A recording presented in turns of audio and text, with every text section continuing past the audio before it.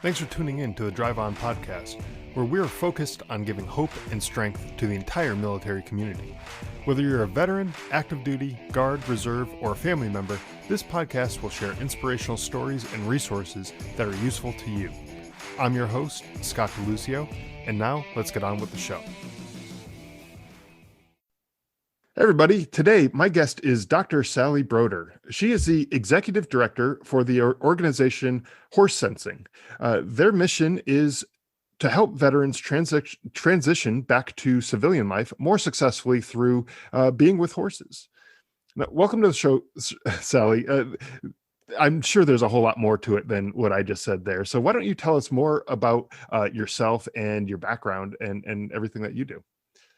Hi, thank you. I'm so glad to be here. Thank you very much.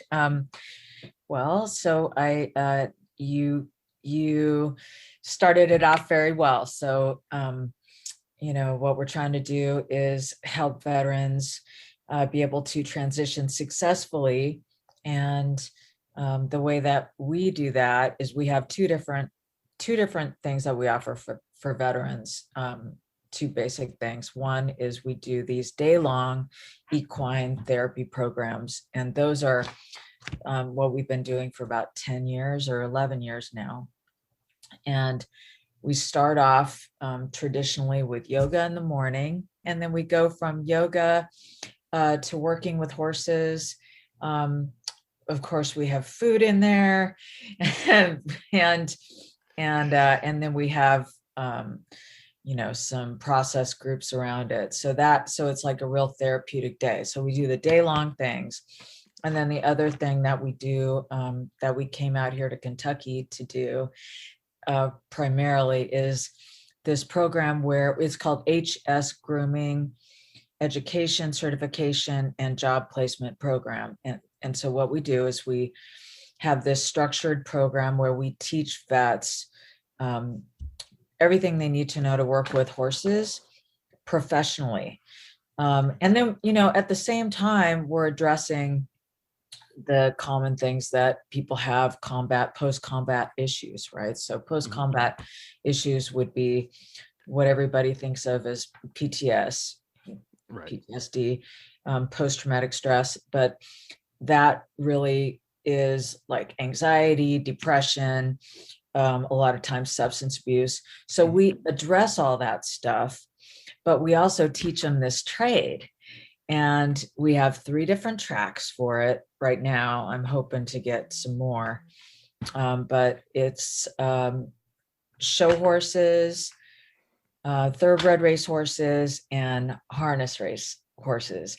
And so we can teach people how to do that. And then we place them in a job that has housing. And so that what we're trying to do there is address a few different things. We're addressing substance abuse. We're addressing the mental health stuff, suicidality, employment, and housing at once. Mm-hmm. Right? And so that's a long-winded answer. Yeah, so it seems like you have quite a bit going on with all that, and it's like you said, it's addressing a number of different number of different issues that veterans face. A lot of those types of things are very common, and I think especially with the job placement, the job training, and then placing people in these jobs afterwards, it addresses something that I don't think you necessarily specifically said, but it gives people a sense of purpose. And that's one of those things that transitioning veterans have an issue with a lot of times, is that they identified as a soldier, as a Marine, as an airman, sailor, whatever they happen to be, and then all of a sudden one day they take the uniform off, and now they're no longer that thing anymore, and now they're struggling to figure out who am I and what am I doing. And so when they struggle with finding a job that is meaningful for them, they just don't know really what it is that they are and what their purpose is. Being in the military has a there's a big purpose there. You're serving your country, you're protecting your country, and you're fighting in wars, or not. You may be doing stuff not in a combat role, but still it's all part of the service to your Sure. country. And that there's a big sense of purpose there. When you get out, you're struggling a lot of times to find that. And so getting this type of training and this type of employment gives you a little bit of more of a sense of purpose than you might have had without that. Would you say virtually any MOS feels important? I think, well, this is going to be kind of a little tongue in cheek, but I think they all feel important to themselves. Like when you're in that role, if you're in finance, for example, and you're responsible for handling soldiers' pay, you feel important about that, because without you doing the job that you're doing, the soldiers aren't getting paid, and that's an issue. But then on the other side, as the soldier getting paid when my pay is screwed up, I think that those people, maybe aren't Yeah. really, as competent as they may think they are sometimes. And that's tongue in cheek, because it's there's a whole series of issues that could go into all of that stuff, and many times it's probably not even their fault that the pay got messed up or anything. So but yeah, I think everyone does think that their job is important, to some extent. I mean, even no matter what you're doing, if you're a cook, you're providing the food that the Exactly. soldiers who are fighting the wars are relying on to be able to go, have the energy to go do what they're doing. If you're in supply and logistics, if the weapons and the ammunition and things like that can't get to the battlefield, then there's no way you're going to fight the battle very effectively. So there's a lot of different jobs, and they all are important in one way or another. They all fit together in the big overall puzzle. Yeah. So then you get back stateside after leaving combat, and it's like, now what am I going to do? Yeah. And now, my wife, I'm being stereotypical now. My Mhm. wife has been making all the money. She's been raising the kids, and she's the one that's in charge of the house, and I don't have anything. What Right. is my point? And that's a breeding ground for depression, right? It's a Yeah. breeding ground for having a few too many beers every night, right? Hmm. Well, I'll just tell you a little like personal story is, so the way I got into horses really seriously, and it's on my website too, is, I used to use drugs at one time because I was raised in a family that did all that. And I went to work with horses, and um, I got to, one example is I got to jog this amazingly beautiful horse in the morning and have the sun come up, right? And Right. this is a world champion horse. And that was one of the things that my skill level got to the point where I could sit in a cart and exercise them. And that was, part of my job. And I really did have a sense of purpose. I felt like, oh my God, I'm really good at this. Hmm. And the horses look forward to me coming. And, my boss relies on me to make sure that everything's done just right, so that these horses are well taken care of and we can take them to shows and they're going to win, Right. so I know that that's something that the veterans can feel as well. And, one of the ways that we got the idea for doing this full-time program is that, being in California and doing this since 2010, or I started in 2009, is that I had all these frequent flyers. I kept having these repeat people. I'm like, why do you keep coming back? We're doing pretty much the same thing. Yeah. Is because they liked getting better at it. They liked building the skills. They loved being with the horses, and they Right. loved the way they felt when they were with the horses. Um, And I was like, man, what if we really took it to the next level so they really could get employed, you know, Mhm. because I knew what that was like, being employed in the horse business. And you get those things. You get a sense of hope that things are going to be better tomorrow, Mhm. a sense of purpose, like me being here matters to this barn, Right. right? Which is what, when you get employed in the horse business, you belong to a barn. You're part of the barn family, and this sense of belonging, just like the camaraderie in the military, which Mhm. is another thing that they lose when they come back, the barn family, and your routine working with horses does create a camaraderie as well. Right. And I think that you touch on a good point there, that the camaraderie is something that you don't realize that you'll miss it until you don't have it. And when people are getting out of the military, they they had that camaraderie for so long, however long they were in the military, and they were with a group of people that they relied on, that they trusted, in most I cases. and understood and them. and they understood, yeah, they spoke the same language. They you know shared experiences, good and bad, and they were able to laugh and joke and just talk with each other and Yeah. understand each other, where they're coming from.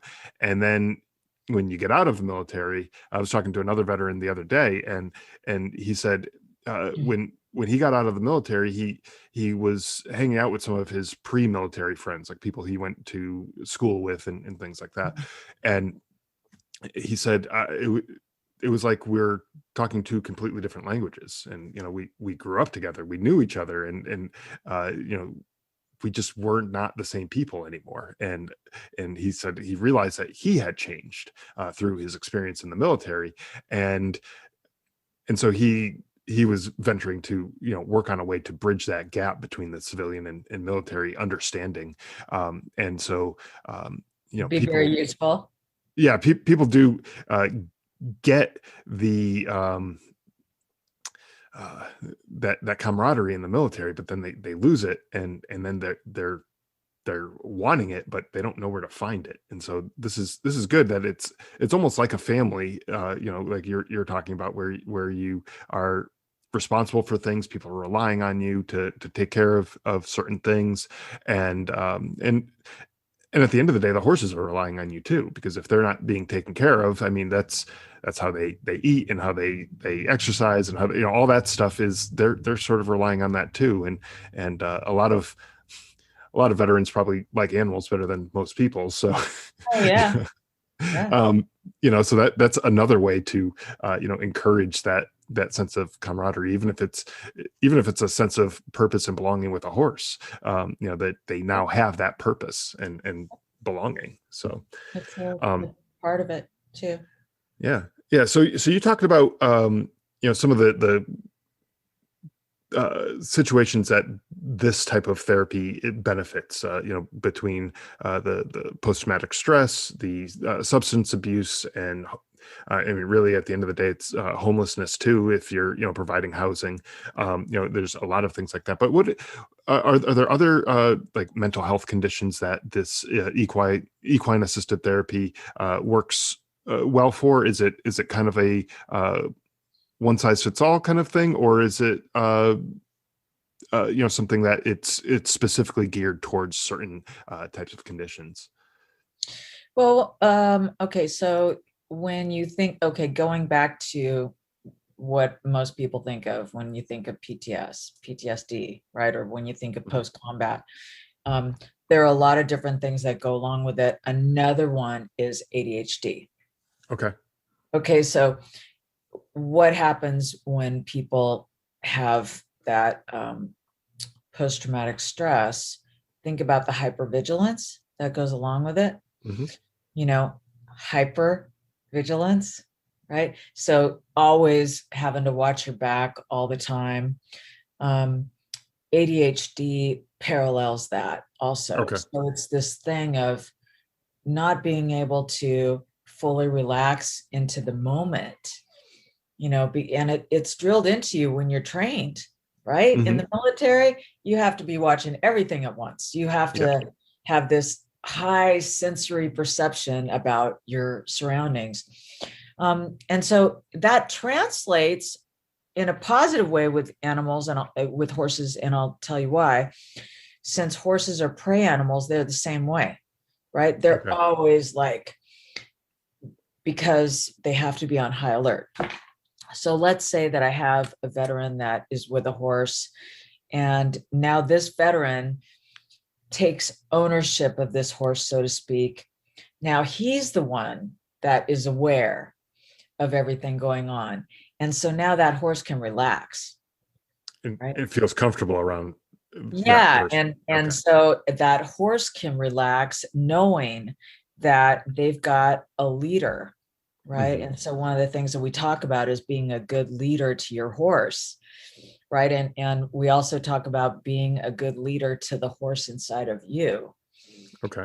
And that might sound a little corny, but it's like, how do you want to treat yourself? How do you want to treat the horse inside of you? Well, so we're teaching them to be consistent and making them feel safe, consistency, also gentleness, but also firmness. Hmm. There's all these little subtleties, and we're also having them really get in touch with their own body and their own body language, and learning about the horse's body language. So all those things are kind of going into it, partially for safety, partially for therapeutic reasons, for them to learn how to relax themselves, because all the things really related to post-combat have to do with stress, high stress, all those things that you can think of, anxiety, depression, substance abuse, all that stuff kind of relates from this high stress. Hmm. So what we're trying to do is teach them how to self-regulate. You've probably heard that term before, Sure. self-regulated. It's a good psychological term. Hmm. Hmm. um, yeah, so that's what else. All those things that are under that. Um, yeah. Okay. Yeah. So that, I mean, that makes a Also lot of sense. grief. Oh yeah, and grieving is definitely something that the veterans, combat veterans a lot of times will have to experience, unfortunately, through loss of a friend or something in combat, or even just grieving the loss of that identity that we were talking about Yes. before. That's another, people don't maybe recognize that as Yeah. a grief, but you're no longer this person that you once were, and so there's a bit of grief there, as well. So um let's talk a little bit about the like the substance abuse and the addictions side of things. When you reached out to me, a couple weeks ago, to be on the show. Told me a little bit about what you do, and you mentioned that this type of therapy helps provide veterans who are in recovery from these addictions with a solid path to staying clean and sober through working with these horses. So, what is it about being with the horses specifically that helps them find that path to staying clean? Like there's one side of it with just getting clean, Getting sober, and but then staying that staying that way way. for the long haul is, Right. I think, the more important aspect of it. I mean, obviously baby steps, you have to start off getting there first, and then but then the ultimate goal is staying clean, for the long Yeah. haul. So what is it about with the horses that helps with that? Well, specifically with our program, because all of us are addiction experts, really. So what we're doing is we're providing a space that is specializing in relapse prevention ourselves. And so we have, like 12-step meetings for them. And we have ongoing support for them. We have random drug testing Okay. too, and, kind of providing them with a foundation to have a really, let's say, really good foundation in recovery. um, but also, making sure that wherever it is that they get placed, that that's still a priority. So for example, I got into recovery, and I got my, long lasting job way back in, long time ago. Um, and if I was out of town at a horse show, because we would sometimes be on the road for 12 days at a time, gone to horse shows. In my downtime, I could look up a horse show. I mean, not a horse show. I could look up a 12-step meeting. So Okay. if we had a horse show in Seattle, I could find a local meeting there. And so what we do is we teach people the tools for the long haul, how you're going to maintain it, and how, and even right here in Kentucky at the World Championship Horse Show, they have a Bill W room at the World Championship Horse Show. And what that is a place where they have ongoing 12-step meetings during the World Championship Horse Show, because Oh, they wow. know that substance abuse is a problem, right?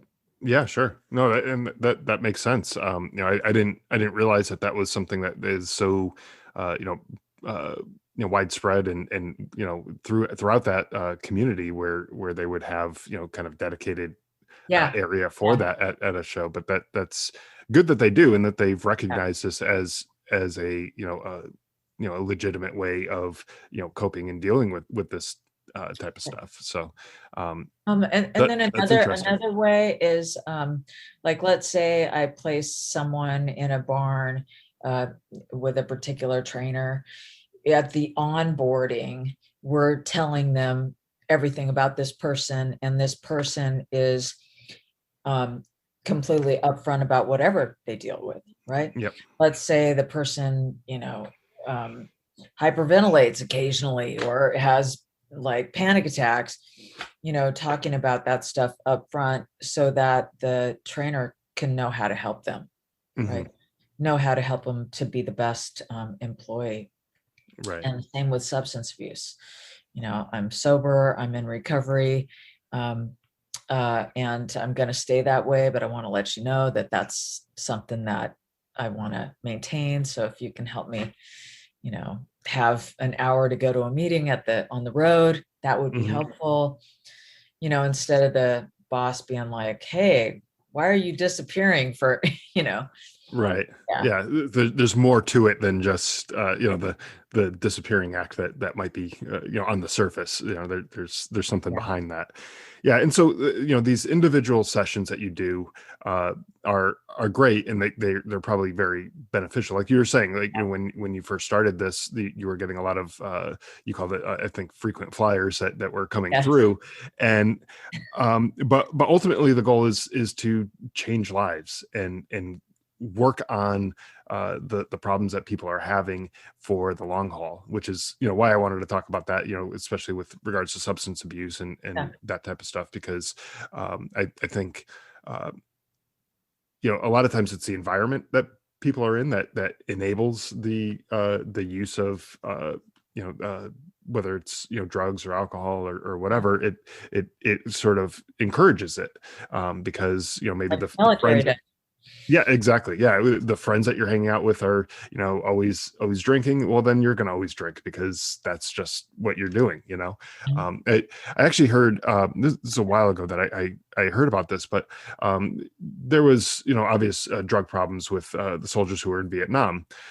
There were all sorts of different drugs that they were exposed to over there in Vietnam, and they were using these drugs, and a lot of the medical professionals back then said, that I mean, once when you're hooked on some of these drugs, you're that's it, you're hooked, and you're it's going to be very hard for you to get off of them. But what they were finding is when a lot of these soldiers were coming back to their hometowns where they didn't have friends or other people who were readily doing these types of drugs, they found that they were kicking the habit much easier than they thought that they would have. And so a lot of times it's just that change of environment that sometimes people need. So and it seems like, going to these different horse shows, and different places where they're working with the horses is definitely a change of environment. And if it's a drug-free environment where that's not something that people do, they don't hang out and do drugs or Right. drink all the time and things like that, then they're going to be less likely to fall back into those old habits. Absolutely. Plus, they're working their butt off. Right. And they're probably just too tired to Yeah. to do anything else. So Yeah. um so what's the process look like from, so let's say, there's a veteran who is like, what, this sounds like something that would be good for me. I want to reach out, and I want to find out more about this. I want to get involved. What does the process look like from the time that they're hearing this message right now on Yeah. the podcast to the time that they reach out to you, and throughout the process? What does that all look like? Well, they can email me at info@horsesensing.com, and we're switching everything over to .org, but for now it's Sure. .com, or they can call me at my number 650-776-4313. And then we can talk about whether they need housing. So we will have housing available. And that'll be by let's say mid-August is when it's looking like it'll be. And then for them, if they have absolutely no experience with horses, it's going to be probably 3 months of them, let's say, living on site here Hmm. and getting trained. And so the way that it looks once they're here is we start in the morning about 8 o'clock, and they're going to be doing this instruction and working at least till noon. And then if they wanted to have an actual job, we would encourage them to have a job in the afternoon if they needed to make money. But if they don't need to do that, then we'll be giving them other stuff that they can learn about, like other farm things, stable things. Okay. And then what we do is we take them to horse shows, and we take them to the track. And we actually have them work in these environments.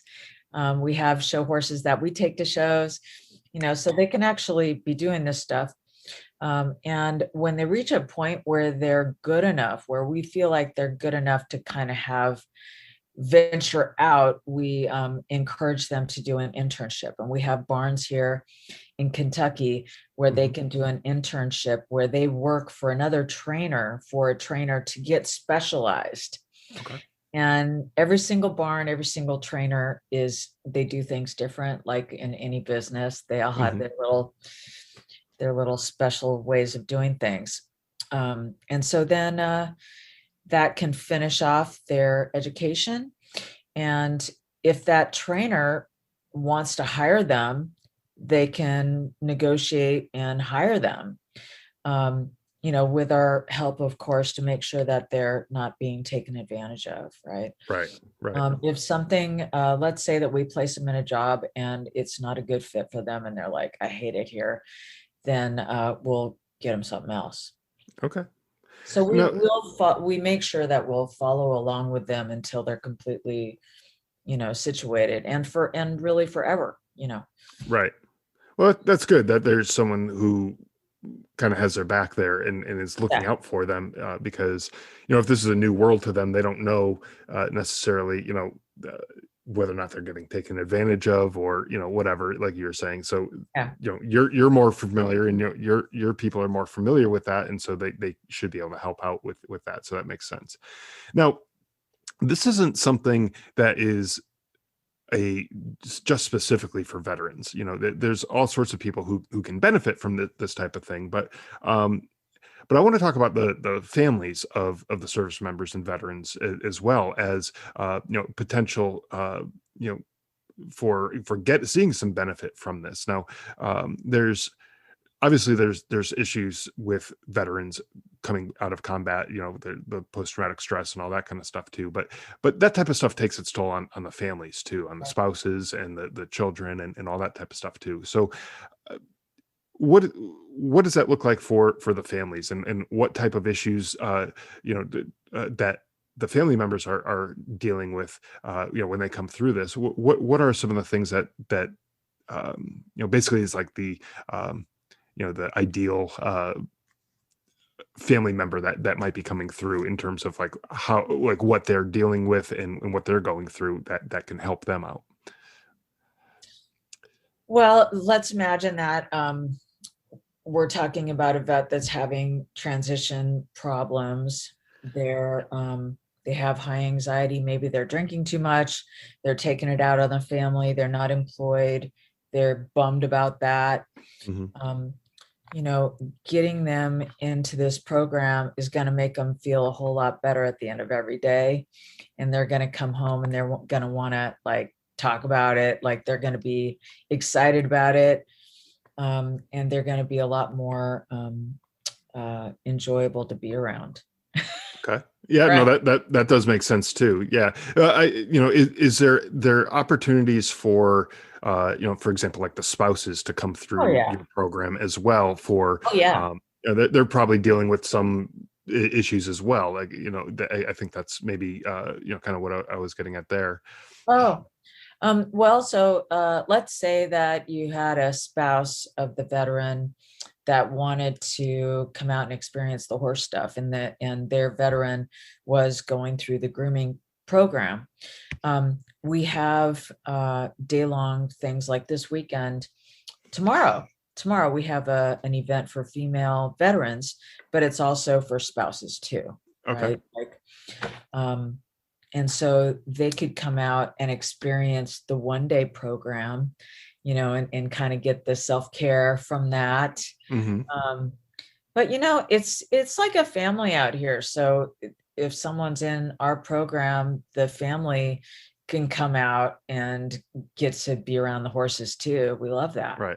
And I think that's a good point there, because it sort of gives a shared experience with their loved one, their spouse, or their family member, because you've been apart for so long, and you've missed out Yeah. on a lot of those shared experiences. And so now, if you can do this thing, maybe not you're necessarily working right together, but you have something in common now that you can bring it home and talk about, as opposed to um you know uh the husband goes off and is doing this all day, and the wife is still back at home and everything, and Yeah.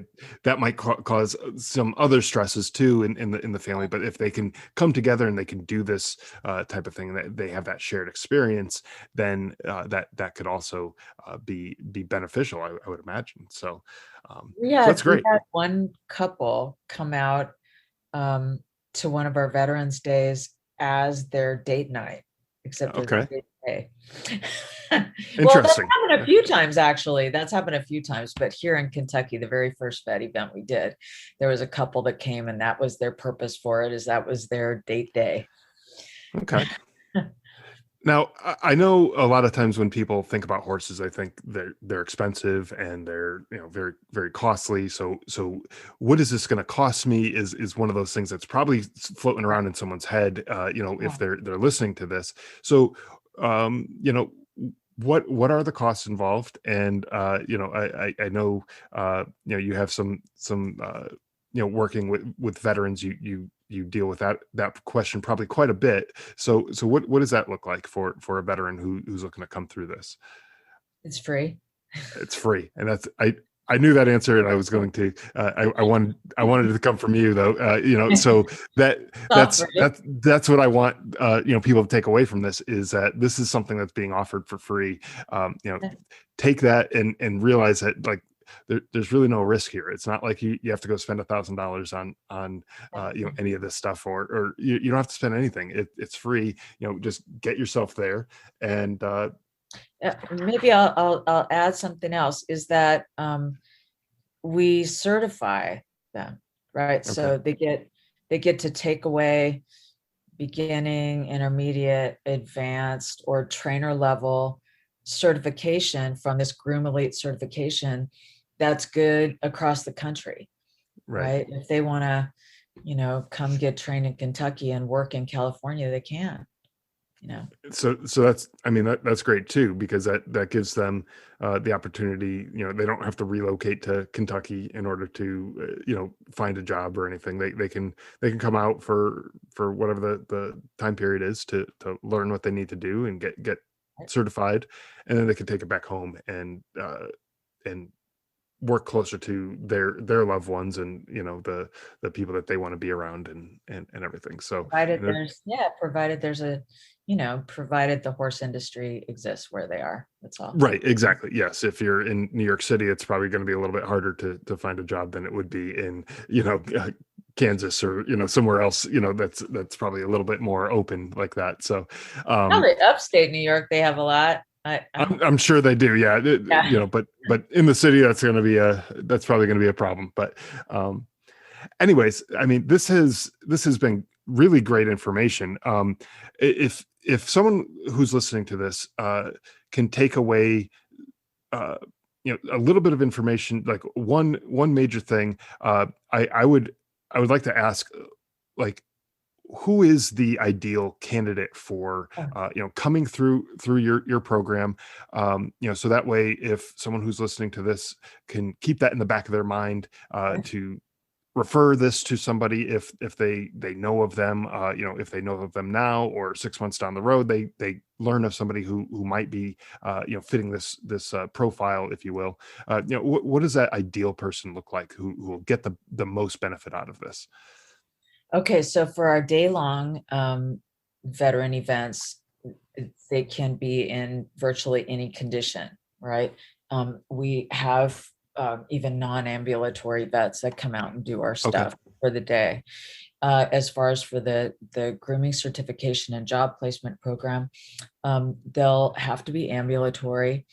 They will want to be able to be physically able enough to lift stuff, so they're going to be more able-bodied. Okay. But that doesn't mean they can't be have prosthetics, right? That's Right. absolutely fine. Mental health stuff is fine. Hmm. I think probably the only mental health thing that we're not really equipped to deal with would be psychosis. But Okay. I mean, I know I'm getting a little psychological there, but That's okay. yeah, just pretty much anybody is okay. And yeah, so I mean, if it looks like, from all the other stuff that we talked about today, if it seems like there's somebody who, in your life, for the listeners, if there's somebody in your life who could benefit from this, definitely reach out to them, recommend, hey, there's this program out there, it's free. There's really no risk to it, other than a little bit of time, outside of that. And if you're struggling, it seems like, give it a try. It doesn't really seem like there's any downside to it here. So, well, I mean, it's been a pleasure speaking with you today, learning about all the things that you do, and how you're helping out veterans and their families. Where can people go to get in touch with you and find out more about HorseSensing and all the different therapies and programs that you offer? They can go to horsesensing.com. So it's all Okay. one word. And it's horse, HorseSensing.com. And then also our Facebook page. So it's at HorseSensing, and we update really often about all the Okay. things that we're doing. Yeah. And they Perfect. can call and ask too. Yeah, absolutely. So I will have links to all of this in the show notes for this show, to your social media, to your website, and the phone number and everything like that. I'll try to put all that in the show notes. So anyone who's looking to get in touch, to check it out, to learn more about the horse therapy, go. I encourage you to go check it out, and and really explore this as an option, because it could very well be very beneficial to you, especially if you've tried other things. You went to the VA and other places like that that didn't seem to quite resonate with you. Don't throw in the towel and give up hope. Like all hope is lost here. There are other options, and that's why I have people on the show like uh, like Sally today, to talk about the different options that are available, so that there is still hope for you, even if you've tried other things. So again, thank you for sharing all this information and your time today. I really do appreciate it. Thank you so much for letting me be on your show. Appreciate it. Absolutely. Thanks for listening to the Drive On Podcast. If you want to check out more episodes or learn more about the show, you can visit our website, driveonpodcast.com. We're also on Instagram, Facebook, Twitter, LinkedIn, and YouTube at Drive On Podcast.